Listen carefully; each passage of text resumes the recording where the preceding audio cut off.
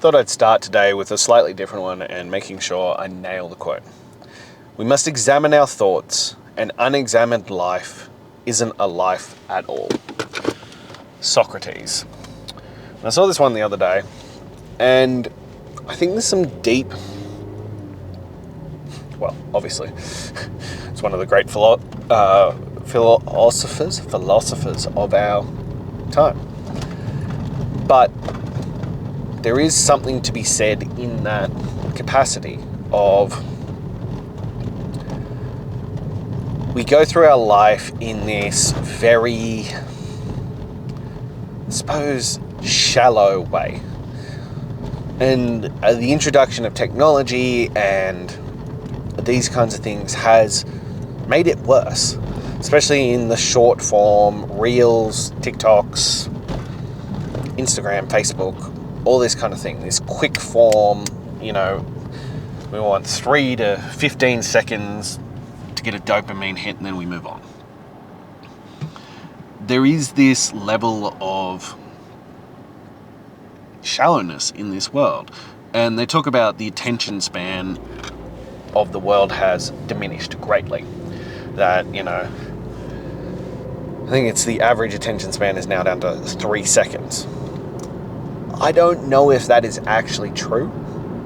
I wonder if it's that we have the capacity to cycle through things on a really shallow level. And I think if you can find something that speaks to you deeper, that speaks to you on a deeper level, and if you're here, I'm assuming that must be the case, that we will engage in it, because there are things at the extreme end of the spectrum the other way. Joe Rogan is a perfect example, with millions of weekly listeners on 3+ hour podcasts. People's attention spans are there if the subject matter is interesting enough, if it speaks to the person. But on a general level, I do think we live in this shallow society. We live in this shallow world where we don't look at anything. We just take everything at surface value, and we don't buck the status quo. We don't question anything. We just accept it as it is. And there have been many, many examples across that in the last 5 or so years that has shown that everyone is, I think it's part of this comfort crisis, but they are built into this thing of just like, oh, okay, well, that's how it is now. It's a bit shit, but so it is. And we don't examine our lives, we don't examine our thoughts, we don't examine anything, we just accept and roll with it. But beyond that, I think we are so heavily dependent on this shallow level of living that we don't even have the capacity to look at our own thoughts. We don't give ourselves the chance to get bored anymore. We, if we're standing in line, we get our phone out, for the 15, 20 seconds that will be there. So we are entertained. We have, and I'm not claiming that I'm any different to this, but, we have headphones in all the time so that we can have something going to keep us entertained. Go to the toilet, we sit on the toilet and scroll our phone. Like, how do we even have the capacity to examine our own thoughts? Because I don't think we're ever alone with our thoughts long enough to even be able to examine them, to even look at them. And this is part of the issue, that we are built into a society now where we must be entertained and perplexed at all times. So we can't take the time to examine our thoughts, to examine ourselves, to examine our habits and what we are doing on a conscious or a subconscious level.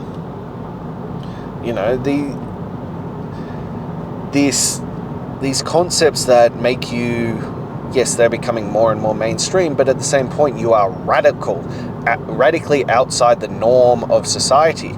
To exercise, to meditate, to journal, to do things that are difficult makes you a freak, it makes you a weirdo. You are unusual in that fact. And as I said, it is becoming more and more mainstream, which is fantastic, but it's still not like the majority of people are doing these kinds of things.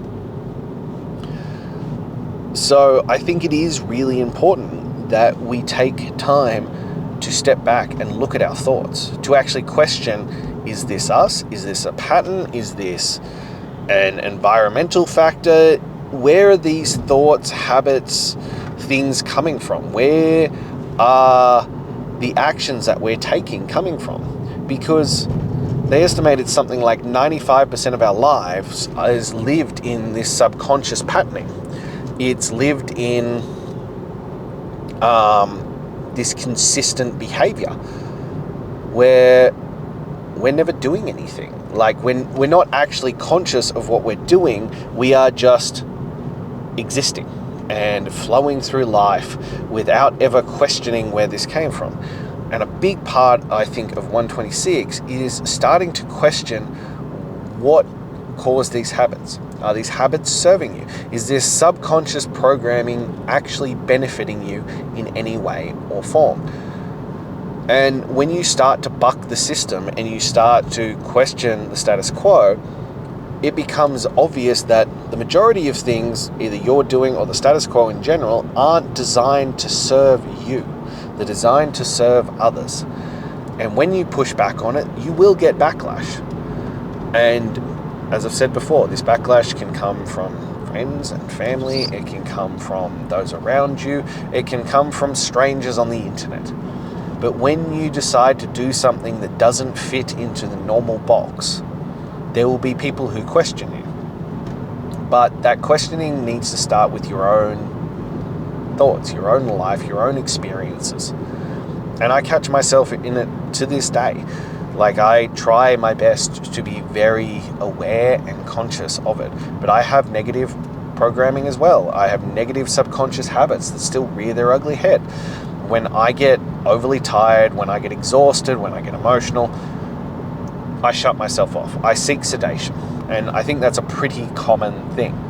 But even as I've progressed through 126, in the days when I am struggling, when I am truly knackered and fucked, I'll find myself ticking my boxes.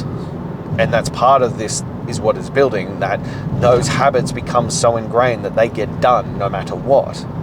But I still tick those boxes. And then I'm like, I want to scroll social media. I want to watch TV. I want to just shut off and sedate. And I find myself doom scrolling. I find myself stuck in this pattern of, and I'm sure we've all been there, of this endless motherfucking doom scrolling, which serves no purpose. And yet it is an addiction. I had it just the other night and I was like, I'm so tired. I need to go to bed early. And then I found myself on my phone, and I was like, I don't even enjoy what I'm watching. I don't even gain that much pleasure. But I was too far into the programming that I couldn't break myself out. And so this morning I had to stop and I had to question my thoughts. I had to take a moment and actually look back and go, okay, what triggered this? Was it just the exhaustion? Was I stressed? Were there other things that were brought up?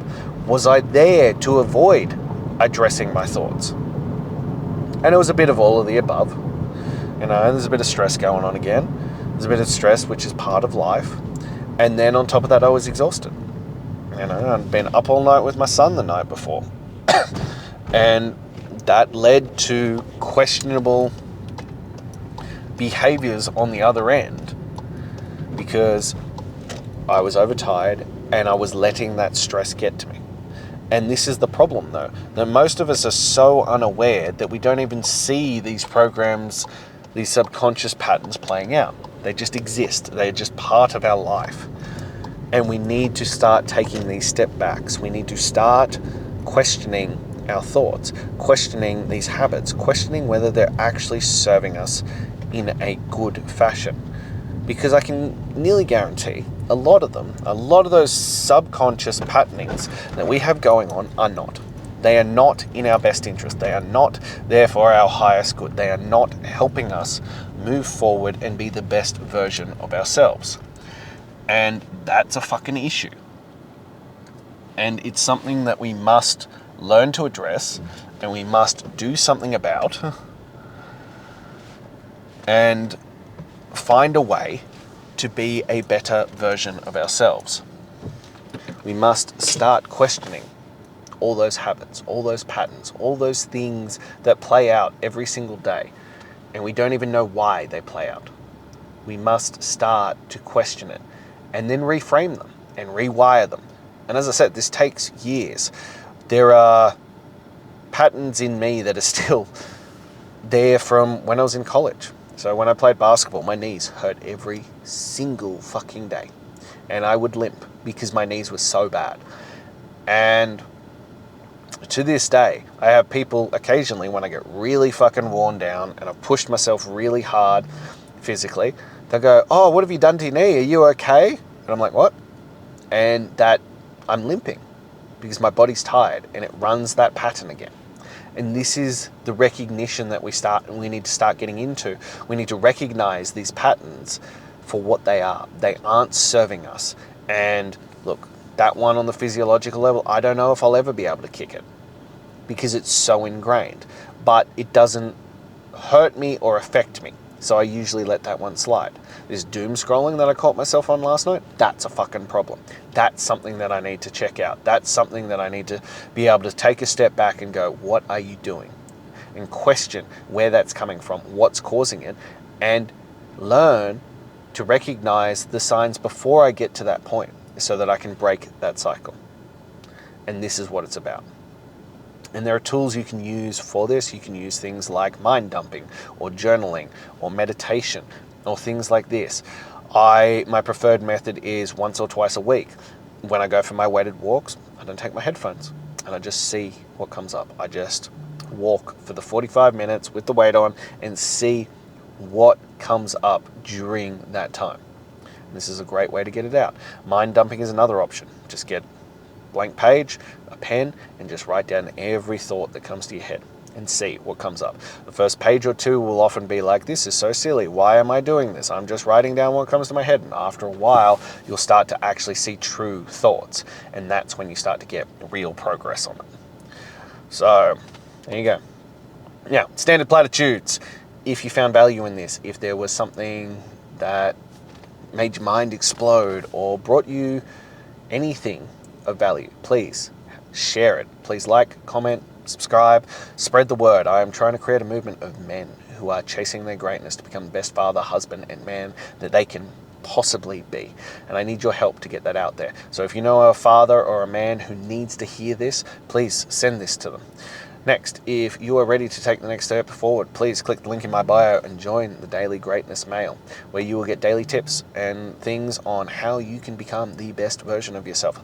Lastly, if you are ready to burn the motherfucking boats, to go all in, and to see who you can truly become, to become the man, the father, the husband that you know you should be, then send me a message and let's jump right in. Let's throw you in the deep end of 126 and see who you can become. Until then.